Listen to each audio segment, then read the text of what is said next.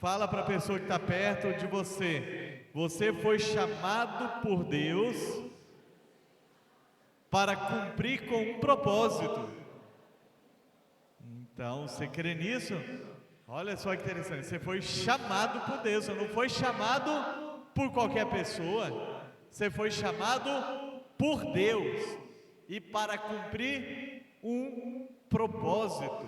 O que é o propósito? São alvos, são objetivos para cumprir com um desígnio que o Senhor estabeleceu e Ele quer trazer essa revelação para a sua vida.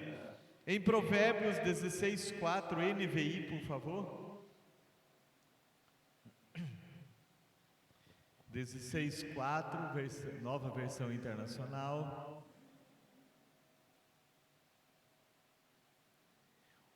O Senhor fez tudo com um. O Senhor fez tudo com um.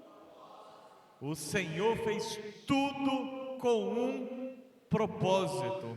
Até os ímpios para o dia do castigo. Então ele vai dizer aqui, que Deus, ele fez todas as coisas, fez tudo, tendo com um propósito, com um objetivo, para cumprir com um desígnio. Então nós não estamos aqui por acaso. Tem até o livro Uma Vida com Propósito, do pastor Rick Warren, que é Uma Vida com Propósito. Ele usa muito esse texto aqui também, que você não veio ao mundo por acaso. Ninguém veio por acaso. Nós não somos acaso do destino.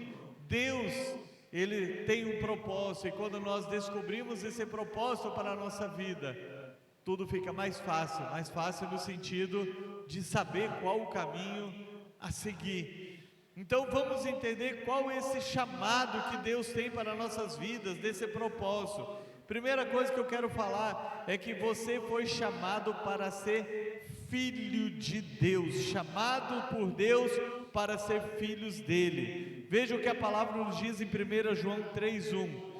Vejam como é grande o amor que o Pai nos concedeu, que fôssemos chamados filhos de Deus, o que de fato somos.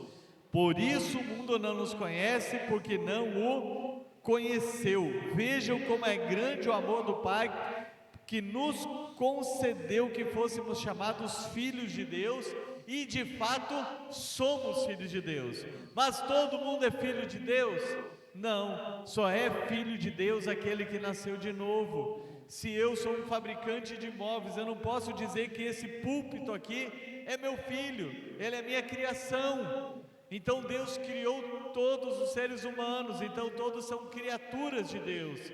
Mas a Bíblia fala que todos quanto receberam Jesus Cristo como único e suficiente Senhor e Salvador de suas vidas, deu-lhes o poder, o direito de se tornarem filhos de Deus, os quais não nasceram nem da vontade do homem, nem da vontade de Deus, mas, aliás, nem da vontade do homem, nem da mulher, mas da vontade de Deus. Então o seu nascimento não foi um acaso. Não importa como que você chegou ao mundo, se alguém rejeitou, se você foi planejado ou não foi planejado pelo seu pai, pela sua mãe, mas a Bíblia diz que não foi por vontade de homens, foi por vontade de Deus que você veio ao mundo, e você veio para ser transformado num filho de Deus. Quer privilégio maior do que esse de dizer, eu sou um filho de Deus? Fala isso, eu sou um filho de Deus, ou uma filha. Olha que privilégio. Eu sempre falo do meu testemunho pessoal, da minha conversão. Eu fui órfão de pai. Meu pai faleceu quando eu tinha 8 anos de idade. E como é difícil crescer sem um pai. E quando eu tive um encontro com Jesus Cristo, eu pegava a Bíblia e começava a ler principalmente o Evangelho de João, que eu fui atraído, e as cartas de João. E todas as vezes que João trabalha nas cartas dele chamando filhinhos, filhinhos, eu digo isso, filhinhos isso, filhinho aquilo. Naquilo dentro de mim era Deus dizendo, Sandro, você é meu filhinho, Você não imagina o prazer que eu sentia em ler e sinto até hoje, porque eu sei que eu sou um filho de Deus e foi uma forma de Deus demonstrar então a paternidade dele para mim, que foi criado órfão de pai. Então nós fomos criados para serem filhos, chamados para serem filhos, o primeiro propósito. O segundo é chamados para fazer parte da família de Deus. Agora que nos tornamos filhos de Deus, nós também ganhamos uma família. Essa realmente é uma grande família, e a Bíblia nos diz em Efésios 2:19, tudo NVI, tá bom, Lucas? Até só o último texto que eu vou mudar a versão. Portanto, Efésios 2:19, portanto vocês já não são estrangeiros nem forasteiros, mas concidadãos dos santos e membros da família de Deus. Então talvez você cresceu como eu, cresci órfão, mas eu tinha uma família, eu tinha irmãos que cuidaram de mim, tinha minha mãe, até hoje eu tenho, oramos agora há pouco com ela, que cuidou de mim. Mas tem pessoas que simplesmente foi abandonado, não teve família nenhuma. Mas eu quero dizer para você que você não está sozinho, você faz parte de uma família, a grande família de Deus. E aqui ele diz, que grande privilégio que nós temos, né? Fazer parte dessa grande família. A Bíblia nos diz ainda no Salmo 113, verso 9, dá um lar a estéril e faz dela uma mãe de filhos. Aleluia! Então quantas mulheres às vezes têm o desejo de serem mães, que aqui fala da esterilidade da mulher, e ela não consegue ter, mas Deus diz que Ele dá uma família a estéril, dá um lar a estéril e faz dela uma feliz mãe de filhos. Que mães de filhos são esses da estéreis? Você pode cuidar de muitos filhos também, você pode adotar pessoas como seus filhos na fé, cuidar dessas pessoas, orar por essas pessoas, interceder por essas pessoas, clamar por essas pessoas, porque tem muito filho de mãe, muito órfão de mãe e de pai vivos. Essa é uma realidade. Então você pode ser uma feliz mãe de filhos, porque é uma promessa de Deus. A palavra do Senhor ainda nos diz no Salmo 27:10, ainda que me abandonarem meu pai e minha mãe, contudo o Senhor me acolherá. Que experiência gloriosa, amados. Um historiador disse que Davi, né, que foi o que escreveu esse salmo, ele tinha toda a experiência do mundo, a experiência própria de falar sobre o abandono. Por quê? Porque o rei Davi, né, antes de ser rei, é claro, ele foi rejeitado pelo seu pai e pela sua mãe. Ele foi um filho bastardo, foi um filho feito fora do casamento. Não era esposa de Jessé, era uma concubina, uma amante, uma coisa assim, e ele gerou Davi. Só que Davi ele foi rejeitado, e nós percebemos isso em alguns momentos. Por exemplo, quando Deus manda o profeta Samuel ungí-lo como rei na casa dele, Jessé não conhecia, e também Deus não disse quem seria. Ele disse, vai na casa de Jessé que você vai ungir um filho dele como rei de Israel, o próximo rei. E aí ele pergunta para Jessé, todos os teus filhos estão aqui? Todos os meus filhos estão aqui. E eles vão passando um a um, e Deus vai dizendo, não é esse, não é esse, não é esse, não é esse, não é esse, não é esse. Passaram todos. Aí Samuel olha para Jessé e diz, você não me falou que todos estavam aqui? Ah, tem um ainda, mas está lá no pasto cuidando das ovelhas. O que Samuel fez? Jessé fez a primeira vez? Negou a existência de Davi como seu filho.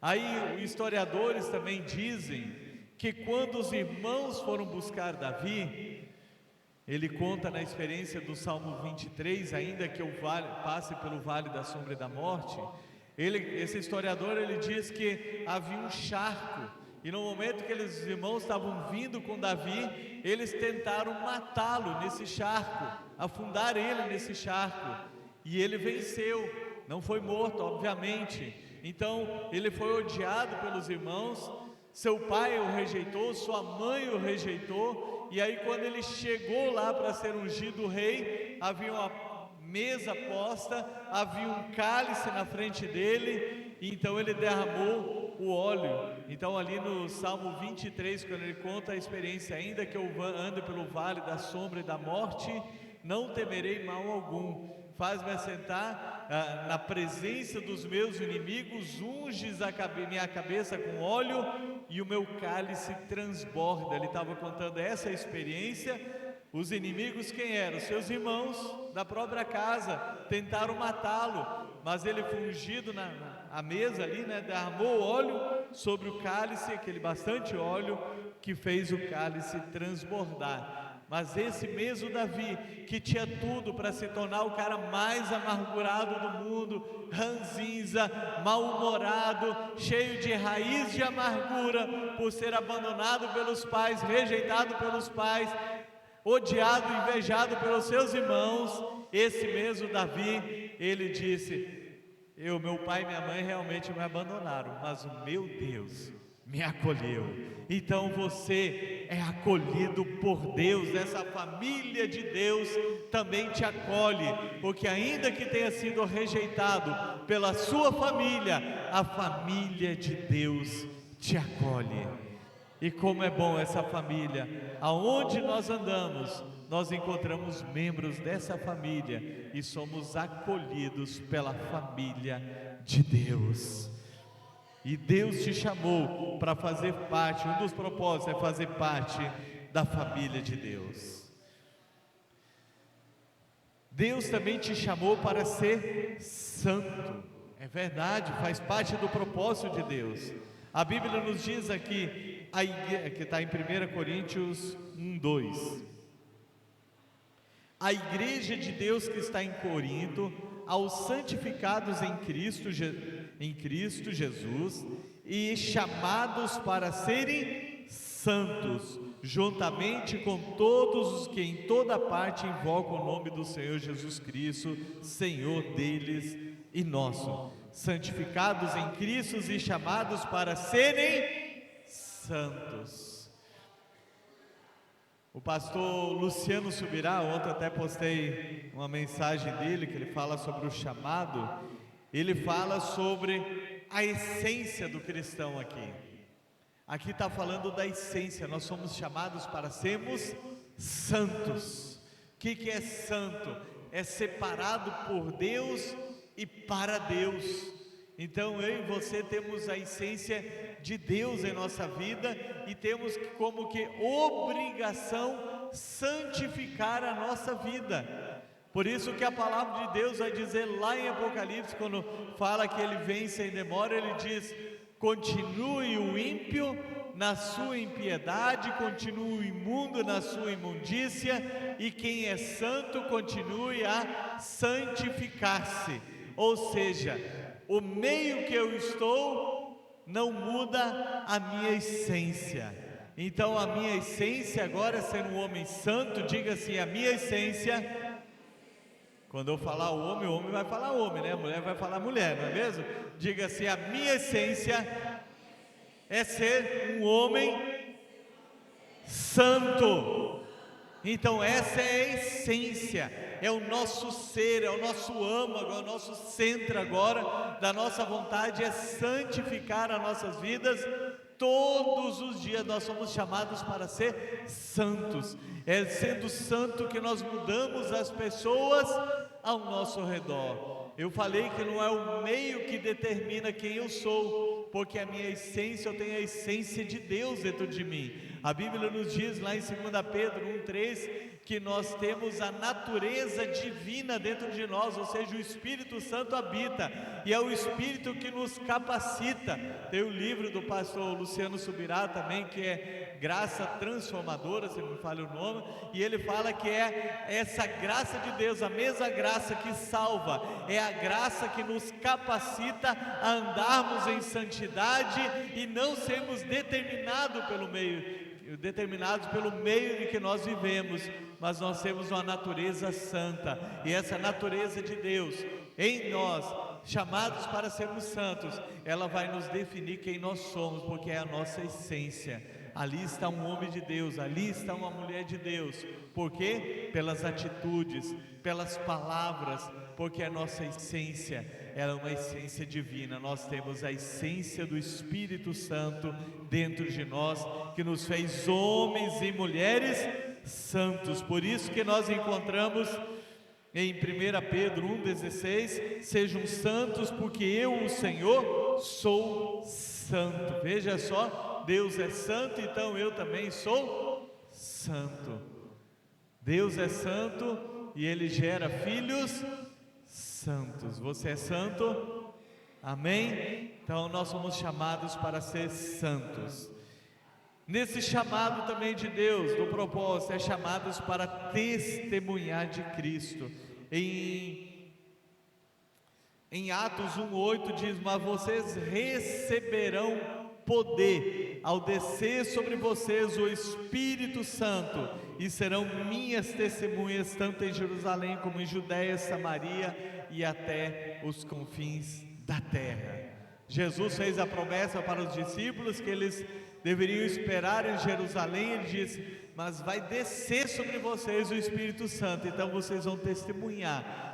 Todo aquele, depois da descida do Espírito Santo, quando se converte dos seus maus caminhos, confessa a Cristo como Senhor e Salvador de sua vida, ele nasce de novo e o Espírito Santo passa a habitar dentro dele. E esse Espírito que nos capacita para sermos santos, andarmos em santidade, ele também nos capacita para testemunharmos de Cristo por onde quer que nós andarmos. É o nosso testemunho de vida, são as palavras que saem da nossa boca. Ele chamou para nós testemunharmos deles, pregarmos a palavra de Deus.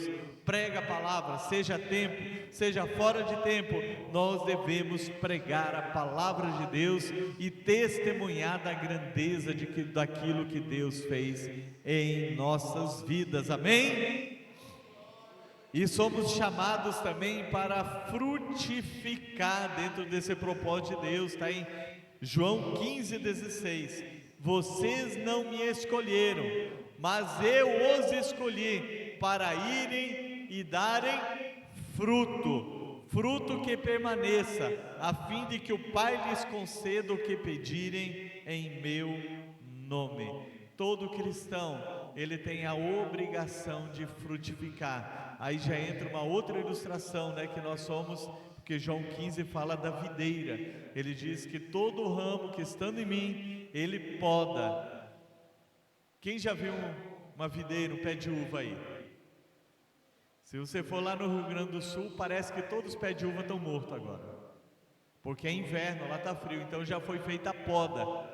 Ele tinha muitas folhas, tudo, terminou o verão, então eles fizeram a poda. Aqueles galhos assim que saem um pouco da casquinha dele, que é mesmo galho vivo, parece que está morta aquela árvore. Então, se nós olharmos a poda, se a árvore sentisse dor, ela sentiria dor cortando os galhos? Sim, se a árvore sentisse dor, na poda ela sentiria. É o que para nós cristãos? Como que Deus faz a poda? Através das provações. O momento de provação que nós passamos é uma poda que Deus está fazendo em nós. Só que é interessante que quando chegar na primavera, em setembro, aqueles galhos assim, eles já terão crescido mais, mesmo parecendo mortos, e eles vão encher de folhas. Vai ficar a coisa mais linda. E logo em seguida, em outubro para novembro, já está cheio de cachos de uva. E aquela uva gostosa, é bom demais ser debaixo de um parreiral de uva e comer uva direto do pé, é bom demais. Mas sabe o que aconteceria se eles não fizessem a poda nesse momento? As folhas cairiam, pareceria morto. Em setembro viria muitas folhas, dariam tanto de cacho de uva, mas os cachos estariam cheios de doença, o ferrugem que eles chamam lá, cheio de pinta. Então não é uma uva de boa qualidade. Por quê? Porque ela não foi podada. Jesus disse que nós também precisamos ser podados. Eu sou a videira, meu pai é o viticultor. todo ramo que, estando em mim, não produzir fruto, Ele corta, mas o que produz fruto, Ele poda. Qual que é a diferença? Um é cortar para jogar tudo fora, para queimar, tirar do pé, e o outro é tirar aquilo que não presta mais, para que venha e produza um fruto melhor. Então as provações que nós passamos, é o momento da poda, é o momento dolorido, para que depois, quando chegar a nossa primavera, né, no 15 de setembro, a nossa primavera, nós venhamos produzir frutos em abundância e frutos de boa qualidade. Nós somos chamados para frutificar. E para concluir, uma frase do pastor Rick Warren, ele diz assim: o propósito de sua vida é muito maior que a sua realização pessoal, sua paz de espírito ou mesmo que a sua felicidade. O propósito que Deus tem para mim e para você é infinitamente maior do que nossos projetos pessoais, do que a nossa paz interior e até mesmo da minha felicidade. Nós fomos feitos por Deus e para Deus, para cumprir um propósito. E agora é uma outra versão, se você tiver aí, se não pode colocar aqui, tiver em mãos. Eu gosto de ler a Bíblia Viva aqui, em João 12, 24, 25, diz assim: eu devo morrer como um grão de trigo que cai dentro da terra. Se eu não morrer, ficarei sozinho, uma semente isolada. Porém, a minha morte produzirá muitos novos grãos de trigo, uma abundante safra de novas vidas. Se amarem sua vida aqui embaixo, vocês perderão a vida real. Se desprezarem a sua vida aqui embaixo, vocês trocarão esta vida pela glória eterna. No primeiro versículo 24, Jesus disse: olha, se eu, Jesus, cair na terra como um grão e não morrer, não vai acontecer nada, eu já caí na terra. Então, se eu não morrer na cruz, não tem sentido algum. Mas eu morrendo, eu vou produzir uma abundante safra de novas vidas. Jesus morreu? Sim ou não? E ressuscitou, obviamente, né? Aí ele diz para nós, o que ele vai dizer aqui, ó?